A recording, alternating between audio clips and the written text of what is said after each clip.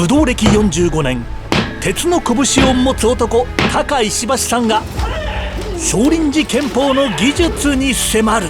井上博夢先生が徹底解説する55分の総集編、じっくりご覧ください。まずはこれ、少林寺拳法特製の防具。激しい稽古を安全に行うために開発したんですって。一体どんな仕組みなの？高さんチェック。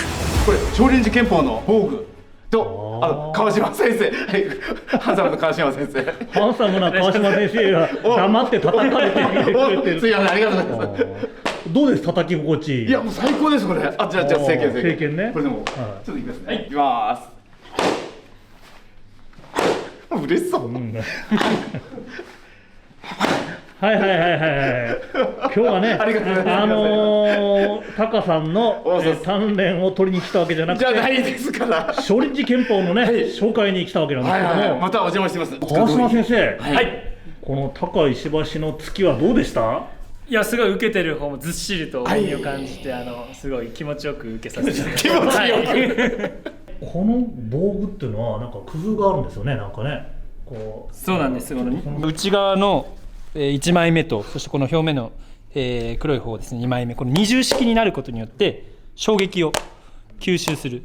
あと実際に、相対的なこの肉体に近い感覚で当てる訓練が、鍛錬ができるというような、そういう防具になっております。で音がねちゃんとするんで、これちゃんと当たるとパチンパチンとこのいい感じのこの当たる。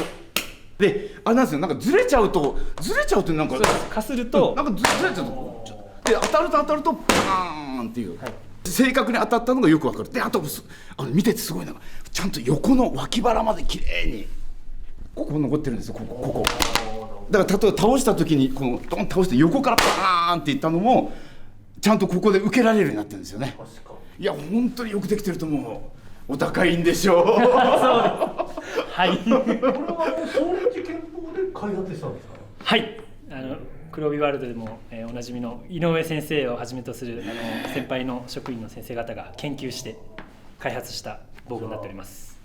あとだってあれですよね、前黒帯ワールドのビデオでもDVD でも紹介していただいてたんですけど、どこだけじゃなくて面もこれもパーンっていうのと、あとすごいな金的のあれも特殊な専用のその少林寺拳法さんの専用防具で開発されたやつなんですよね。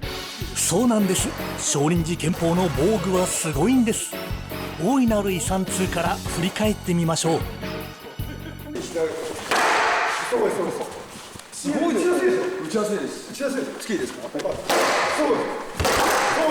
す。すみません。いやなんかすごいです。来ないんですか？逃げてくれます。だから極大打ってこられても、そうですね。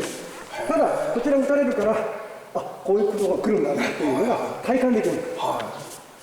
素晴らしいですね。こうなんですよ。こういうふうになったんです。これでクッションになってます。これ二重構造。こういうふうになってるんですね。次はこれを作ったんですね。これはなんて試合用のいわゆるランドリー用の防具ということです。でこれはどういう原理かというと、これが滑るようにできてるんです。今度は球体になってるんです。でこう滑るようにできてるんですね。で当てさせながら、でもこれ滑るようにできている緩和性があるけど、丁寧につかなければ突きがうまくもし下手だったらこれほとんどこうなるんですね。学生なんか教えてるのはこう作ってこうつかせてこうでこれでつかせてこのおでこでこうやっておでこをつく。それで顎を締めるという。ほんでこれでチップさせる。こうチップそれからかわしていく。そうこうやってそうかわしていく。やってください。そうです。で少しそうこういうことなんですね。そうです。もう一回まっすぐですか？これで使えますね。いいでしょ。これいいですね。二重カップってこれうちの開発商品なんです。これだと大体思いっきりいけると密着させてこれ入ってくる。思いっきり。ちょっと普通にこういうあ、ごめんなさい。そうそう中達也先生もびっくりでしたよね。ちゃんと当ててその効果を実感できるっていう、正確に当ててその自分の技を試せるっていう、でつけてる人も安全、打つ人も安全、これすごいシステムだと思います。やっぱり川島先生、このいわゆる少林寺拳法の、演武、はい演武の練習とかでこの防具をつけてやるんですか？そうですね、演武の練習でも、つけて練習することもありますし、実際の合法と言われる、ついたり蹴ったり、そういった時にこれをつけて、正確に、当て身の5要素と言われるですね、打撃ついたり蹴ったりするのをしっかり相手に効かすと、相手の中心に向かってしっかり効かすというのがこれができますし、そうなってくると受ける方も真剣に受けないといけなくなるので、やっぱり種々攻守、守りの受けの技術を伸ばすためにも、こういう防具が必要になってきます。はい、それではですね、ちょっとこの防具をつけた、ちょっと演武というか練習をね、ちょっと見せていただきます。はい。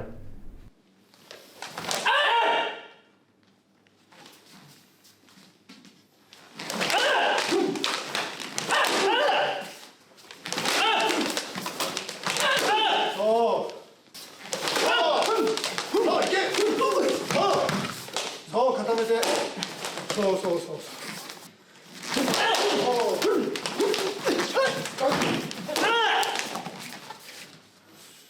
おお、どう思いました？演武の。いや僕ね、正直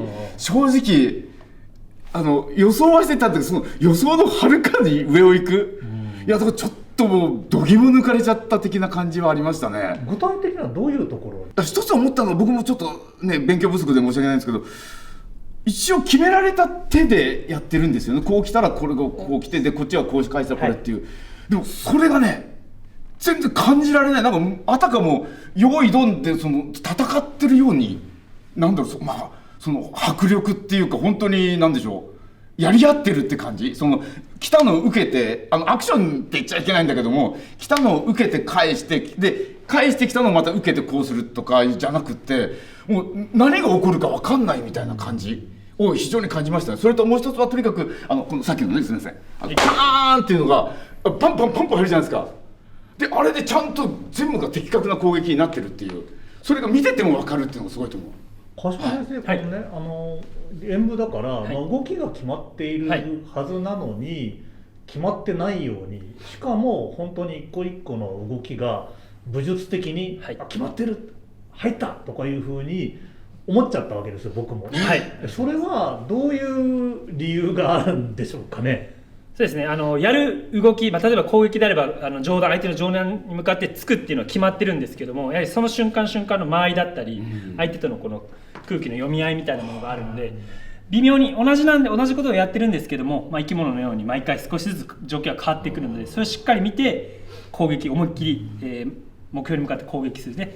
守る方もそれをしっかりとさばいて反撃するっていう、しっかりと相手とのキャッチボールをしている感じなので、もう決められたこの段取りではなくて、その決められたんですけども、ちょっとずつこの違ったその瞬間瞬間の間合いだったりとかタイミング、特に動きながらついたり蹴ったりするのを決めるっていうのが意外とやってみると難しいので、そこがすごくやってて楽しい練習といいますか、すごいいい練習になってますね。それは打撃も実際こう関節技とか投げとかも本当に決まってないといけないわけですよね。そうですね。銃法においてもその瞬間において、相手が押したり引いたり引っ張って反撃攻撃加えてくるっていうのが、ちょっとずつ微妙にこの引きのタイミングとか押したりとかっていうのはちょっとずつ違うので、その瞬間の攻撃のこの力の方向を読みながらさばいてかける、そこがやっぱり演武の中でも実際の技の修練になると思います。はい。ここが蹴ってきたら少林寺拳法の蹴り、なんと側頭で首の急所を狙う。これを側頭で切るようにやるか、クラッ、ここで決められた時、少林寺拳法の蹴り、まずはこの横蹴りから。秋元先生、先ほどの横蹴りが気になったんですが、もう一度見せてもらえますか。引き身で先ほどの前を引き身で回して、これは側頭。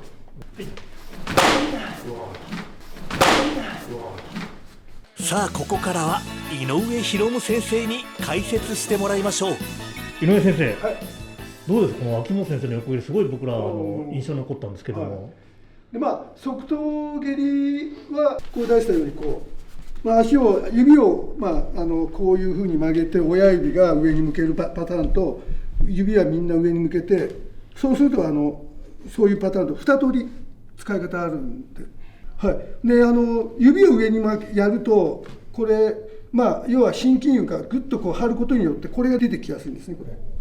ところが問題なのは指が上に揃っていることは突き指しやすいという、欠点もあるということです。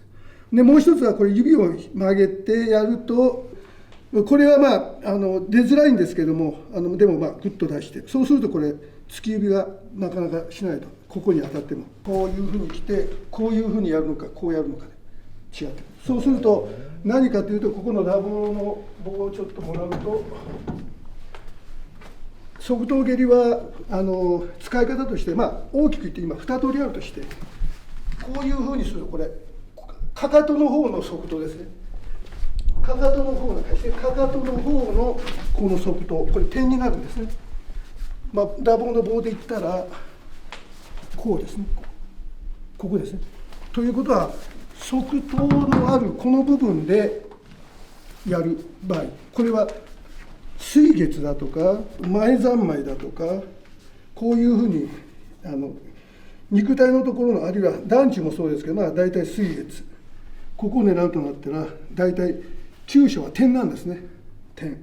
点をこういうふうな点でつくのが、正しい使い方と、私たちは思うんですね。ですから水月のようなところは全側転でもこの親指の方でからこうやるのと、側頭もここを狙うとしたら全体をやるんじゃなくて、かかとですね。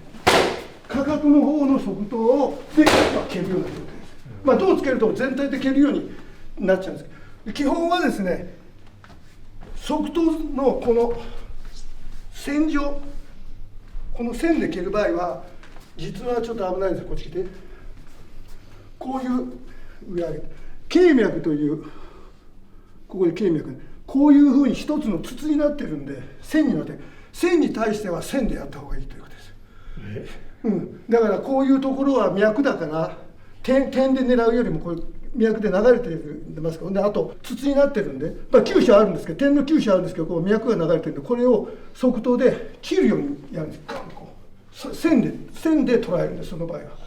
だから線で捉える場合と、もし三日月のような、得意あんだってかかとの側の側頭で蹴ると、ここにね、こういう感じでついてるわけだから、肉体を重いものを蹴るとこれ壊すんです。これ重いものは点の中で急所に合わせるここで蹴る、こう。ほんで首のようなところはこう蹴るのがいいやり方だという。空手歴45年の高石橋君の側頭横切りのこの解説、いやちょっと今そっか、いや僕ももちろん側頭って足の刀って書いて側頭なんで、この横面でやると言いつつ、僕なんか実際このかかとで蹴るっていう感じになってたんですよ。ただ今のこの筒状を断ち切るように、やっぱりまさに足の刀としてこう使うっていうやり方っていうのがちょっとゾッとしました、聞いてて。うちはよく写真投げ飛び速度とかバッとやってるんですけど、ああいう場合はここになって、そういうことか。危ないですからね、でも危ないですから、なんかでも脈を断ち切れ側頭蹴り、うわナレーションしやすい。でもそういう発想って本当すごいね。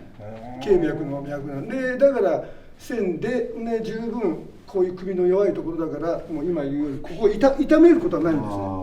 だから痛めることはないんですよ。肉体だったら今みたいにここに物がついてたらもう折れるでしょ、これがパーンと。だからここの線、ここで叩くんですね。でも顔をね、回し蹴りで蹴るとかってよくある発想じゃないですか。首を側頭で狙うっていう発想ってすごくないですか。空手のいろんな写真で紹介されてくる、いやーってここをスパーンっていう写真よくあるじゃないですか。それはそういう意味なんだなって今ちょっと思いましたね。私が本部大学時代に合宿で本部行った時に、その開祖直々のお弟子さんがまだいた時にですね、私にいや学生の頃で先生ちょっと技をかけて、例えば逆をでかけて、小手投げでしょうかね。小手投げをパッとかけてこういうふうになったと。そしたらその先生何したからここでいいからクラーッとこうやるんです。これは危ない。それをその先生はもう開祖の時代の古い先生なんで、ここを自分らがパンとそれもいいんだけどもいいかってギャーって言ってここで止められたんです。うわこれが実践だって言われたんです。だから今はそういうことは我々も教えないですけども、我々が本部外資も40年ほど前ですよね。まだまだ古い先生生きてて、昔はいいかって言ってそんな実践だからこの首を即答でケッと止める。自分は止められましたから。それは今でもその怖さを覚えてるんです。絵なんかで飛び即答でこう首とかやったりしますけども、それだけじゃなしにもう下でこう蹴っていくんですよ。むしろそっちですよね。そうですね。むしろもう怖い。実践ではそっちだ。だから多分それでなんていうかバーってやるんじゃなくて、多分それで本当に怖さを相手に知らせるんでしょうね。それで繊維をそうする。こうってやってるからもうこれですもんね。そうです。だから昔といえばそれねやっぱりなっちゃうんで、それをって止めて分かったかって言ったらビビってしまって繊維を相違させると。そういうようなことが昔のやり方ですね。開祖の時代の。だからやっぱり即答のこう使い方っていうようなことがやっぱりあるのと。でいわゆるこっち来たブルース・リーのようにこういうようなことで断言なんかにも即答では使えるということです。実際だったらやっぱり自分だったらもうこうやってきてやってきますけど、蹴りとなったらこう蹴ってきたら次の状態下に叩き込むような感じなんというのは2種類っていうかあって、こう自分は蹴りでもそうなんですけどね、こう普通蹴るじゃないですか。学生に指導するんですこれを落としをね、こうで次が勝負でこれ要は何もさせないようにするんです。こう、普通の蹴りはこうやって、蹴り込みだったり蹴り上げだったりするんです。こうやってやるんです。これ普通の蹴り。これ蹴った時に蹴り込みだったり蹴り上げだったりするんです。こうやってやるんです。これ普通の蹴り。これ蹴った時に川島優斗先生、防具の付け方お願いします。全然動かない。それでは早速殴ってもらいましょう。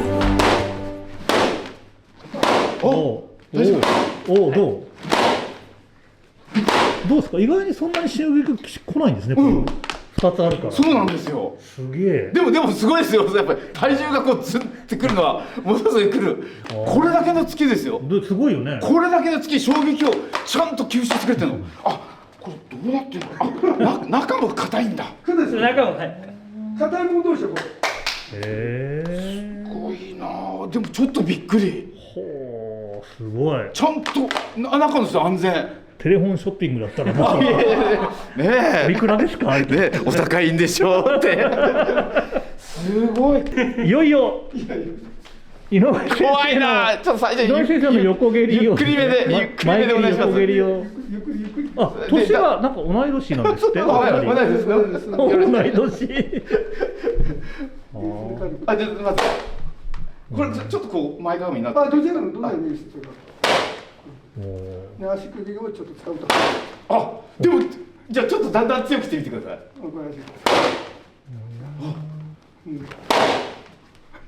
大丈夫。だから痛みは来ないけど衝撃だけもちろん質量っていうんですかね。重さのこれが伝わってくるんだけど、なんだろうそうだ。中とこの外の硬いやつだから。さすがにそれをぶち破ってっていうことはないんで。すごいですね。これ本当よくできてる。すごい。これの特徴は、今石橋先生で今蹴り込みをしたりやってるんですよね。でこれが実際は相手がついた時、9段でしょうか。9段ついてこういう状態になって相手一応止まってるような状態ですね。これを蹴ると大の男に女性が蹴ると崩れる時あるんですね。この要はうちでいう蹴り上げがなかなかできないんですよ。だからどうするかといったら昔は一重を飛ぶ時はこうカウンターをしろと言ってる。でも本当のうちの技いうのはこの線でこういうことがやらなきゃいけないのがなかなかできなかったんです。ところが今みたいに二重でやったらこの空間で切れると。だからある人は肉体のような空間だっていう。切った時のこの時の空間がすごくこうアリは受けて、こう受けた後でも切れると。ところが一重だとくっついてるからなんか衝撃が自分の方に返ってくるという。だから二重であったら今言うこうもできるしこうもできるしというような感じで、だから二重っていうのは蹴り上げもできるというような感じでやってるんです。それが一番あとは今こうやって石橋先生もやってたように、まあ我々は3本でつくんですけど、まあ、2本でつく場合はちょっと練習した場合は空間がありますから、こうつくときにこれちょっと別な応用のつき方しますけども、グリップがつくんですよ。うちは普通は肉体をつくときにはこの3つでやるんですけど、銅みたいな硬いのをつくとこれちょっと壊す恐れがあるんで、時々2本の上の方でつきなさいと、こういうのはまあ応用のつき方を練習するんですよ。そうしたら拳を痛めずに済むので。ですからカレーライスはスプーンで食べるけども、ね、スパゲティはフォークだから肉体であればここでいくと、銅であればこのつき方をするというような練習法を、まあ、教えてあげなきゃ怪我するようになったんで、だからこうやったらもうここ怪我するからこうね。ただあとこれとにかく硬いんですよ正直、これを叩いてやってだんだんこれ井上先生のこれ実はすっごいんですよ。ここ検討のでかさこんなになっちゃってるんだから実は。まあこれそうですか。だから僕よりでかいかもしれない。大きくなってる。自分はまあ2つがけんだことじゃないくて、もう関節そのまま。そうです。だからこう自分らも先生と同じように2本を使うときにはこっちの2本が中に入るような握り方して、握り方も研究ですよね。少林寺拳法の普通の握り方とくっつけてこれを出す握り方とか。何？もう一回お願いします。普通自分の肉体を普通はこうやってやるんですよね。こっちのこう普通へこんでる、こっちが出てるでしょほら。ところが今度はこう。こっちが出てくるんです。本当だ。ね、こっちが引っ込んだ。拳の見ました今。取れたの。普通に少林寺拳法の突きやるとこう出てるでしょこういう握りが自分ここが消えてるでしょ。こういう感じですね。でこっちの方からまあ先端なんでしょ。で今度こうやるんです。今度こっちが出てくる。こういう使い方ですよね。だからその時に防具をやる時には自分らこうやって学生にも教えてくる。これ手首の角度もそう当然そうですよね。というのはどういうかというと今言ったようにこうです。ここがこうの時とこうの時ですよね。ねだからそういうことか。ついた時にこうだけどもつく瞬間はまだこんな感じで、つく時にこうその時にはこっちがへこんでこっちが出ると。そういうことか。で肉体をやる時にはこのままでこうついていく。うわ。だから拳の握り方もいろいろと研究をしておかない。自分が怪我するから。それは学生に教えたりもするんですけど。であとは本当に思ったのがこんだけ硬いやつをついたり蹴ったりするのって。なんだろうその正確な突き方と当て方、それからその手首のちゃんと締めとかができてないとたちまちやれちゃいますよね。だからおそらくそういうの皆さんこう失敗しながらいかにこれで怪我をしないようにその突き方その蹴り方を学んでいくのもこの防具の良さかもしれない。いやすごい。で正中線があるんで必ず蹴りも何もそうですけど正中線を外すとこう回転するんですよ今のなるほど。蹴りなんかでもそうですね。こうやると正中線外れちゃうからダメですよって正中線必ず折るような状態でこれ折るようなこれもこうなると回転したりするから正中線を必ずいろんな角度からやるとなっても正中線を折るようにしていくということがこれはまあ基本ですよね。正中線を捉える正中線を外すっていうのをいろいろ防御側や攻撃側が研究しなきゃいけない。つくんですよ。うわこれクロスカウンターもやるわけです。そんな中で少林寺拳法にパンチしたら上からも下からも崩される。竜のように巻きつく腕の秘密とは。軸足で距離をいろいろ決めていくんです。こういうね月と同じような感じで遠かったら、だからこの足が全て距離を決めていくんです。こうなってこういくのかでちょっと遠間だったらここからもう全てこの練習これをよく開いたりするからこれ相手にバレちゃうんですよ。だからこういうやっぱり土の中で全てがこれもあればこうもいけるし土もあればだからこういうのができちゃう。だからこういう月この中に蹴りがあるんですよ。こうだからこう相手がついてきても出ても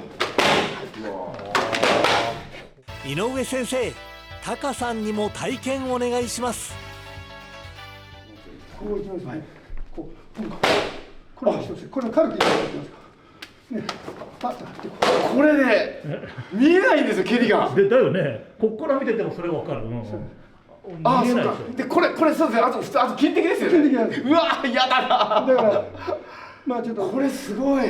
この距離だったら全体が見えるんだけど、ここになっちゃうとだからなかなかこっち見えないですよ。で、こっち見ちゃうとこっちやられちゃうから。この手でこう隠したりとか、ああ、わかりますわかります。こういう中でこうやったりとか、こうやって蹴ってだからこの袖の下で蹴られちゃう。これ見えないです。こっちもそうだけど。そうです。だからパッパッパッて取れる。ああ、これだからもう自由に動かなきゃいけないです。こうも行く、こうも行く、こうも行く。だから下手するもう手が4本あるような感じ。井上先生はそこから10本も行くわけですよね。だから、まあ、今4本って言うんですけど、実はこうパンできる、こうパンやってこうやってこういきます。ああ、これだから危ないから自分らやらないだけであって、基本は5本を持っておかなきゃいけない。ああ、5本。はいはい。でもこれでこう続きですよ。パーン来ちゃう。もうすべて。だからパパパパ続きでもうああ、これ。これ倒れて。いや、すごい。棒立ちみたいな感じ。で先生がまあ例えばついてきたとしますよ。ね、ついてきた時に私がまあ宇宙的みたいなこうみたいなそれが相手先生がついてきたのをパッと入った時にもう取ってるんです。ああ、これ。中にこの手が中に入ったら先生まあ引いたとしたら引いてもこう取れるんです。だからどこでも取れるように練習しなきゃいけない。まあ一つの例ですけど、あとは先生がついてきたのをこう入るんですよ。こう先生ついてきてこうだから突きをこっちもやるんですよ。今のさっきのあれですか？螺旋ですね。これ僕ねその演舞の中でちょっと拝見してて、なんだこれってやつだったんですよ。これじゃあご覧の皆さんにちょっと解説していただいて、普通の中でジャンプっていうよりはこっちでバーンってこっちですか。この野郎みたいな感じじゃあ逆手でいきますね、見やすい。こういってこう受けるのも一つなんです。あるいはこうやってそうですね。それをつくんですよ。うわーこうやって蹴っていく。これもうゆっくりやるんですか。おそらく見てる人分かんないと思う。いやーってきたらつくような気持ちでいく。これクロスカウンターもやるわけですね。そんな中でこう入って螺旋状を作るんですよ。線状。小さいけどこうなってるんですよ。小さいくるりってこう相手がこうこれを普通こう受けるところを入って引きだけをだからちょっとゆっくりこうやってつくんですよね。その時に保険をかけて一応保険をかけてこうやってつくんです。こちらで見たらこうやって保険をかけてこうやってつくんです。でそれが池のパターンでこう入るんです。ほんで入ってくる。でこれがもし線でもこういう受け方をするとタイミングが外れたら殴られるおそれがある。ところがこれだったらどこかでそうね、それこう入るとでそっからまた自分らの技でこう捕まえた時にパーンって天秤でそのまま受けた時にこう天秤をいっぱいできる。あと内側で倒す。技はここからもう10本20本もう一度タカさんに解説してください。螺旋状です。ってきたらこれで一応クロスカウンターできる。ここにこうキュートにこれがタカさんの方はどんな状態なんでしょうか。パンチが来たっていう感じだよね。これはまあほらこれで僕らもこういうのでやるんで慣れてるっていうかまあ普通なんだけどこのなんかねこう上から来たのがいつもか下に入ってるっていうのがものすごい違和感があるの。でそれで同時にこっちじゃなくてこっち来てるんですよ。そうそれで同時に入ってる。必ずもろ手で同時に。あれっていう感じなんですよね。あ上から来てるのになぜか下から出てきちゃうみたいな。で絡め取られてるって感じですよね。竜の手ですから絡めつくっていうんです。ずっと絡んでいくでそれの中に入っていっていくと。すごい。螺旋状で受けていく。この顔の位置っていうのはどうされるんですか。顔は今こうくるでしょ、はいはい、こうつくじゃないですか。だから千鳥に入るからこれやっぱりそうなんですね。こう入ってそうですね。入っていってほんでその顔面危ないから手はああそうか。もう二重三重にちゃんとガードしておくんですね。そう保険は絶対かけてからああなるほど。もうこんなんで入ったら絶対ああ人打ちこう来てこう人打ちです。この人打ちをしながら肘打ちするんです。わあこういうことだってもう要は次の手やるんですよ。それをこのままでやると次やるじゃん。ああなるほどなるほど。だから入ると同時にもうこの後ろにこうやってくる。表裏って入って。で他だったらでかいやつはこう抱えられる恐れがあるからそんなもんやっぱりここに手のもがってる。ああすごいこれ。だから下もやっていかない。これはまあ強い足が強い人だとこれ申し訳ないですけどもガッていく。乗り切るからこっち側に弱い。これ結構膝やられちゃいますよね。そうだから危ないからやるんですけど踏ん張れば踏ん張るほどこっち力入れると体重かかっちゃうんで危ないですよ。あんまりそれは良くないからしないですけど。これは一応うちのこう座った時の相手エビから下にフック倒しをやるんですね。このフック倒しを足でこうやって倒すところをこういう足の応用なんです。足で絡みつく。これ応用ですから。フック倒しの応用をやってるよ。まあいろんなところで使いますから。だから反対からね順突きをしてくる。今分かります。これも後ろの足をこうやって後ろパッとフッて入ってくる。おお。上かと思ったら下だった。そう後ろの足が中に入ってパッとだから上が今日下も今日っていうような感じをもう全て捉えていくんですね。パッと打ったら下ともう全てやっていく。どういう警告を最初ゆっくりやってそのスローモーションみたいにしてこうやってだけどこれかけてこれもとかそれを何回もでだんだんスピード上げてて回数をこなしてっていう。そうですけども基本はですね受けを先にやるとこっち弱いんですよ。受けを先にやるとあるいはこうやるだから気持ちは相手を打ってる気持ちはこうクロスカウンターです。クロスカウンターそれでこう入るやるでねこう入ってでやっぱりちょっとゆっくりこうやってきたんでこれが止まってこれをこういうふうにクロスカウンターができるようにまあクロスというかこういう合わせ技ができるんですよ。今届いてないでしょ。でこの時はこういうふうに練習をしなきゃいけないしこういうのでこれが今度はこうやっていく。そうするとこういうふうにしていくと。だからタイの線でカウンターを狙うことを主に練習してそれが受け手になるわけです。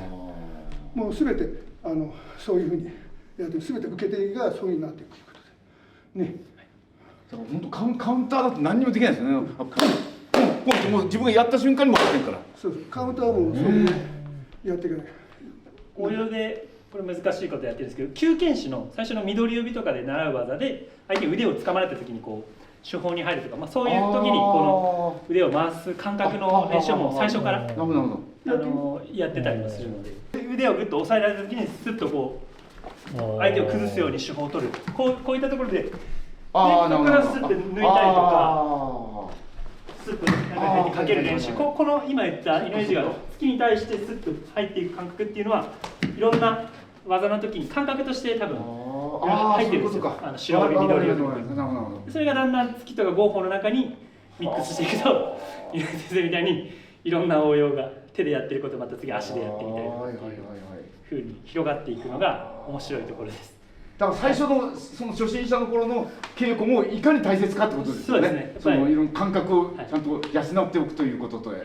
石橋さん先ほど邪剣って言いましたけど、井上先生よく竜のように竜のこういう柔らかく腕を使う体を使うそれは銃法の弓剣士の時の技からそれやっておくと、応用の時に効いてくるっていうふうに思いました。はい。うわーすごい。これ少林寺拳法井上博夢先生の鋭い蹴り。この蹴りの秘密に迫ります。返し蹴り。返し蹴りは隣で、こういうふうな状況でなんか相手もこっちも相手も前も相手もおるっていう時に相手が近づいてきて袖持つとかいろいろあるんだけど、この時にこういう角度から蹴れるかどうか。これ今なんだっていう、で一番最初は、感じですよね。一番最初にはちょっと一歩入ってからこう蹴れと言うんですけども、やはりここから前を向いて人ってもいいですね。同じです。それでノーモーションですよね。だからこれでやっていく。でしかもいわゆる僕らで言うと上足手、ここだけ僕それできないですね。これおそらくこの柔らかさ、はい、こういうふうなちょっと失礼します。はい、この形。そうです。この形で蹴ります。いいね。こうだから回し蹴りの反対ですよね。ああ、はいはいはい。先生両足できるんですか？どうぞ両足で。左足でもできますか？あ、すごい。言います。だからこう。あ、前がちょっと狭い。あ、はい。じゃあ、うわーすごい。これわかんないよね。はい、でこう。やられたってこのうち。ねえ。だってこの辺は動いてないですよ。この辺は。すごい。こうこういう状態でこうから入っていく。これで。うわー。ありがとうございます。ちょっと石橋先生ちょっと危ないんであれですけど、こう言ったらこれが一つとこうでこう画面。やっぱそういうのあるんですね。これもある。うわでは先生、すいません。あ、いえ。そうです。こうなる。見えないですもんね今。見えないね。だから蹴りをこうままいただきのと。でこの蹴りが実はこう。ああ、これはきついな。今触られただけどズキーってきますもん。これ私足が自由にいけるから、この時にはこの時にはこの時に側線蹴り。あ、ごめんなさい。あ、大丈夫です。すごい。点を作るんですよ。ここで全速手でやって打つ場合、こうで打つ場合とこういうのなんですけど、こう。大ですよねそこで。だから今日ごめんなさいね。ねって言ってこうごめんなさいねって言ってこう一応するんですけどこうやってやってすごいな。もちろんこっちにこう。バリエーションとか深みがすごい。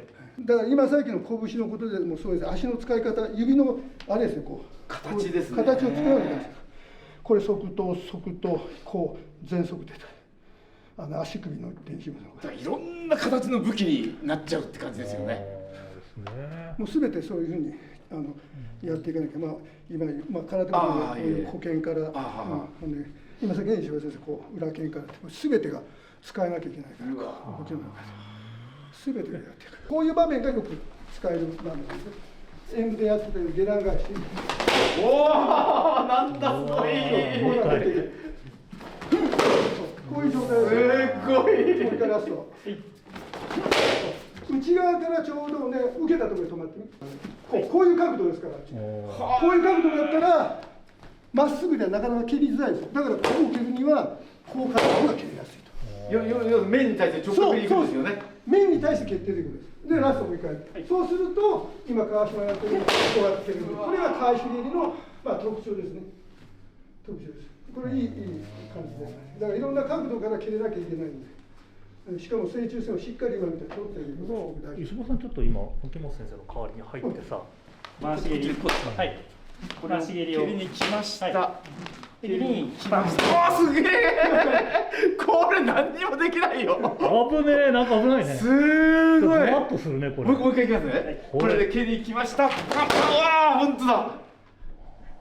下段返しなので下段金的でもいいです。そうです。今聞きました。金的でもいいんですよね。これ知りますよね。すごいね。すごいこれでもあとこれやれるための僕すごい僕これできないと思うんですよ。こっちになっちゃうから全然できないですよね。でもそれどういうその柔軟体操っていうか低いところから練習したわけですね。こういう状態からで少し入ってもらって角度こうしてもらってもいいんでこう自分らは反対にこうやってガニ股で蹴るように練習はするんですけども、もうこういうふうに入ってちょっと相手の方向きながら下段から蹴る。こういう練習で正面に膝を上げながら横にするんですよ。こうあ、未来石みたいなそう感じかな。こういう状態をするんです。でそれであ、ちょっと失礼します。どうぞやってみて。足を一歩足をちょっと前に出してもらって、はい、その辺からここから。そうです。あ、なるほど。あ、そうですそうです。ごめんなさいすごい。あ、いいですよ。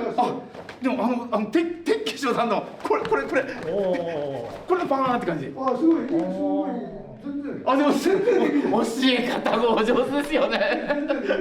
下段だからだけど、これいやいや立たれたらいきます。立たれたら結構きついな。いやいやもう行きますよ。もう本当ですか？もう行きますよ。絶対行きますよ。すごい。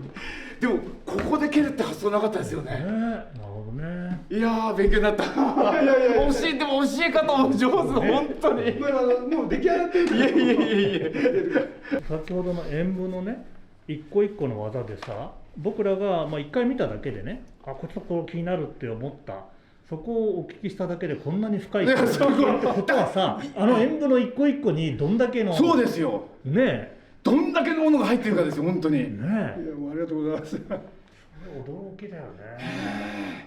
そのさっき演舞の中でその回し蹴りの受け方、前ね、クロビアルドの DVD とかの YouTube のクロビアルドのね、パンっていうのは、紹介していただいたんですけど、今回のまたちょっと違うのを見て、なんか膝がなんかどうかっていう、なんか一応そしたら入るパターンで相手回し蹴り来たら俺がパッとこう止めてこの膝が基準なんですね。こう膝がこの膝の先端がここまでしか来ない。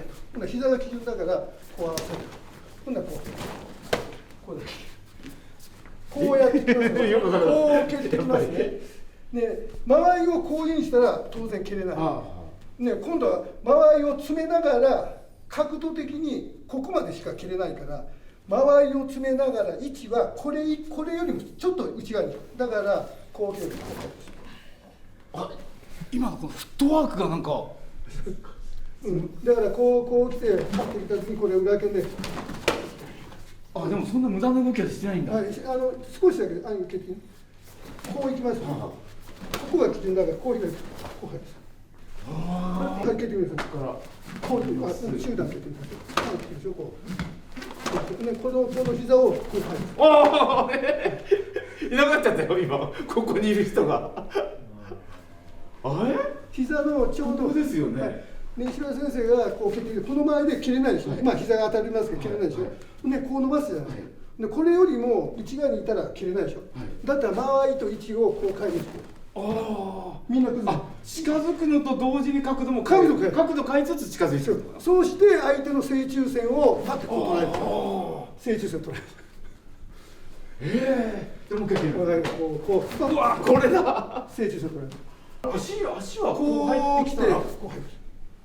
ああ、ここっちか最初は。はい、基本はこうなんですよ。で自分においてはこう入ったりする場合もありますけど、基本はこっちから入ってるんですよ。角度をずらし。そうです。こう打ちながら場合をこう殺しながらこう角度。これを今度はこう落とす。これを落とすんですね。相手が来た時に落としながらこう入って今度逆手で。前の手で今先やったら今度反対の手で裏あ、今度こっち出てきてるのか。どうですか石間さん、これこっちの感覚としてはなんか透かされてるような感じなんですか。すかされ、蹴りづらいもんなんかあれ、もう本当そうです。すかされてる感じかな。今のは落としたんですね。こう来た時。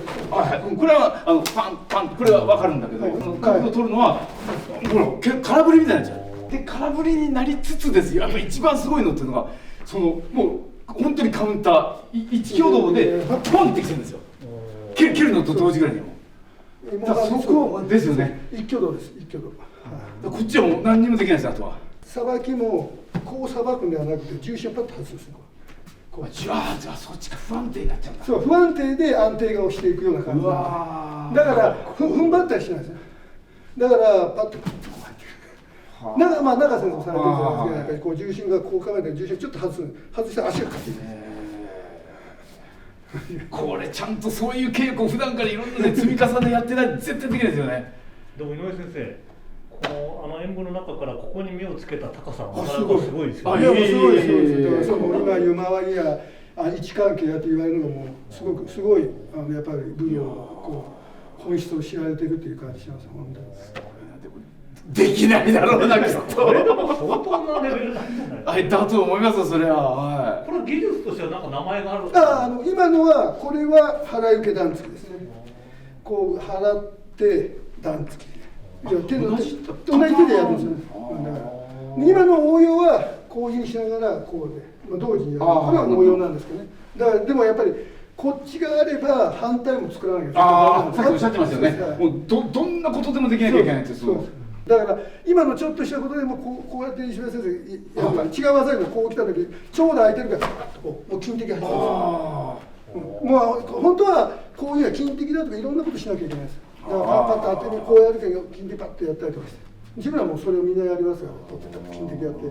だからパパッとやったらこう段付きですね。さらにパラパラパラってこう。例えばタカさんの目の前で井上先生が本気で構えた場合、一体どこから攻めればよいのでしょうか。それは実はですね、例えば自分らはね何を思うかって言ったら後出しなんですね。護身の技術は後出しなんで、例えば私がタカ先生とこういうの構えたとするじゃないですか。タカ先生が私に対して構えるじゃない。そこから私構えを変えていくような感じですね。だからお互いがこう構えるじゃない。こう構えて、タカ先生が構えたらそこで微妙にちょっと変えていくんですよ。じゃあこういうやったらまたそうです。それは自然に変えていく。だから何が気になるかっていうのがあるから、それをうまく変えていく。こちらに合わせたそのそう最初こうという。だから相手がグー出すはこっちはパーで構えるっていうような感じで、だから空直スパーみたいなもんです。だからあんまりこうやったりしないですけども、だからパッと構えて相手がそれで自分構えたんだったらそれでうまく調整を取るわけ。こう来たら手の位置をちょっと変えたり、そう手の位置が分かるでしょ。だからそういうのなんです。だから日常でも今は最近ねいろんなことがあるから日常でも隣例えば練習として隣にどういうふうに立ってる人がいるかと、それに合わせて自分はどういうような姿勢をこの姿勢だけどもこっちの姿勢に対してこの姿勢は合ってるかどうかっていうのは、毎回じゃないですか。私それを考えますよね日常の中で。だから電車乗ってもこの人ここにおるけどじゃあ自分ちょっとここで顎で三日月危ないから守った状態でおろうと。でもこっち空いてるよねって言ってこっちおるよねって言ったら、でもそれは自然体でこっちの手はすぐ目打ちが下からでもできるようにしておこうとか。そういわゆるもう想定をしているシミュレーションですよね。だから相手のスタイルによって間合いによって位置関係によって自分がどういうふうに構えられるか、それが一つの護身の技術の練習なんですね。日常からのそう日常毎回やってるわけじゃないけど、でもやっぱりそれ考えますよね。すっとこうですれ違う時はどうか。わかります雑踏の中とかでこう来た時にちょっとスッとやってみたりとか、見てなんかちょっとこの人あれだなとかどうなのかなとか。あんまりそれでずっと考えたらおかしいでもやっぱりそれがうちにとっての護身なんで、だから道場でとか言うよりもこうやってこういうふうに構えてこうやることよく言うんですけど、こうやって構えてこう言ってねこうやってでこれはついてきたらこうやって受けるんですよ。これはいやまあっていうのとこれがみんな構えなんです。そっかこれ待ってもうすいませんこれがうるせえなって言ったらもうですよね。そうだからこううるせえのと思ったってだからそれがタンタンってこうなってるわけ。なるほどこうなってでタンタンすいませんこれ技でパパンってこうやってやってだから構えそのものが実は相手に分からないようにしていくのが一つなんですね。なるほど。じゃない実は自分にとって構えなんですよ。これでもそうですね。すいませんってこれは合唱構えでいろいろできるんで。相手にとっては虚なんですね。虚が私に対する心の虚なんですよね。そうですね。私は実なんで。だからもうそこでだから護身の技術は試合で何違うか言ったら審判がいないことです。いつ試合が始まったか分かんないんですね。試合は普通は初めが護身はそうじゃないから、すみません。行った時にもうどっちがそれで勝負になってますから。表出ろこれはやろうっていうのはもうそれはもう良くないですね。それでよくないすみませんって言って、それがもう護身の心得だと思ってるんで、だから虚実の取り合いでもうそれでもう全てが決まってみたもんだから、いかにそれを取るか相手の今日取るかって言ってすいませんと言って謝った方がね実は勝ちだということで、これがこう切ってこうかけたところを中に引いたら肩の方に戻ってくるんですよ。おだから肩のところに持ってくるんです。こう、こうこの肘を肩のところに持ってくる、こうやって、それをそうやるとこうかかるようになるんです。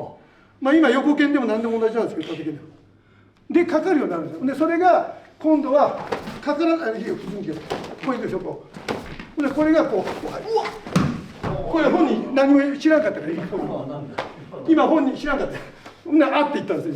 今だからやられたことないから。というのは今はこう切ってこうかけたところを中にパッとこう中入ってるんですよ。でこの瞬間これほら引いても中に入るから、こう中に入ると関係ないですこれ。でその瞬間崩してフォークに持っていくんです。ほんであれはダメだったらこうパッとこれが打ったら相手が打った時にこう引けば引くほどこう入るだけでこうでその手が今度反対だったらいいよ今みたいに外れるところをこう入る。なるほど、確かにこうパンチをこう掴んでるわけではないわけですね。そういう技術なんだ。すごいね。そうだから必ず、まあ、新井先生がやるこれ基本なんですけど、掴むんじゃなくてかかるようにするんですよ。こう勝手にかかるように。掴むと外れちゃう、なんかやるとだからかかるようにする。ところがそれだけにして相手は当然ながら引いてきたらここに来るから、こうやる手を今さっき手をここに入れるだけでこうそれでこ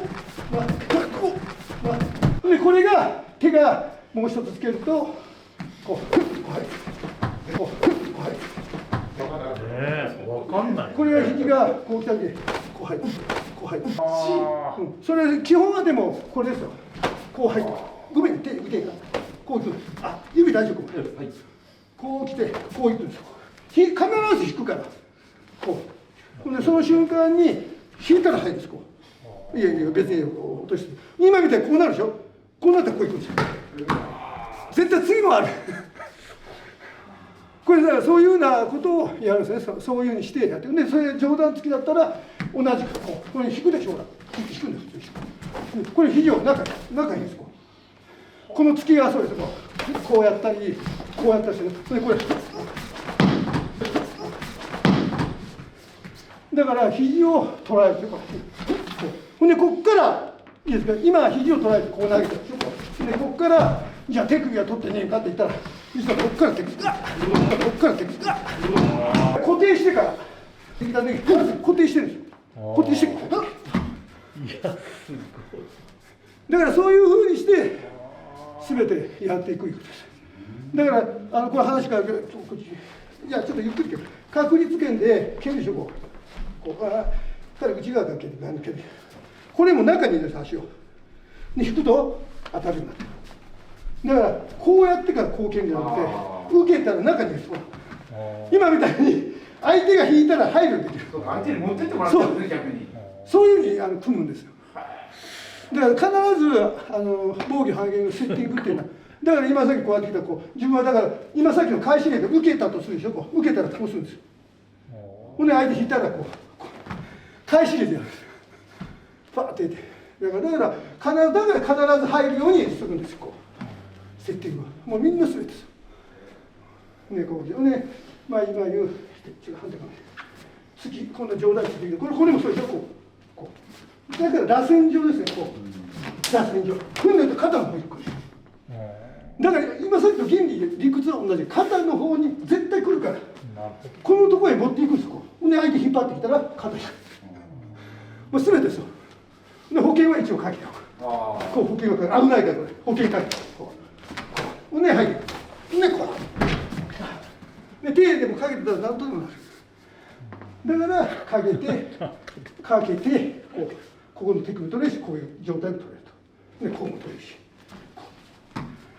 情報量がそういうことかと思ったけどもっと深い何かがね。あとはそのタイミングですよね。タイミング本当にその動きながらこうやってる中でのそうパッてきた時にそうまあ相手の手に持ってってもらうみたいなイメージですよね。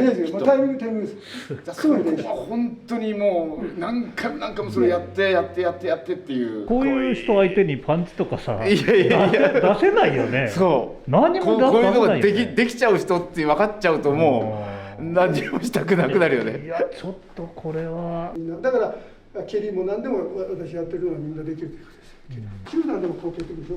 カルブとこうこれをね確率こうやってほんならこう足が残るんですよ。こうで足が残ってこうと足が残ってこうと膝でだから膝で受けるでしょ。こうほんなら足が必ず来るんですよ。こう受けたらこうさせるんですよ。でその足を取るんですよ。これこうねだから今こう受けるかこれで今ここを強くしてるんですよ。こう上げて肉を強くして、だからいきなりやると突き飛したらいけないこう受けながらクッて上げるんですよ。でここに取られた時にあと天秤取るんですよ。うまくいけばこうやってやっていく。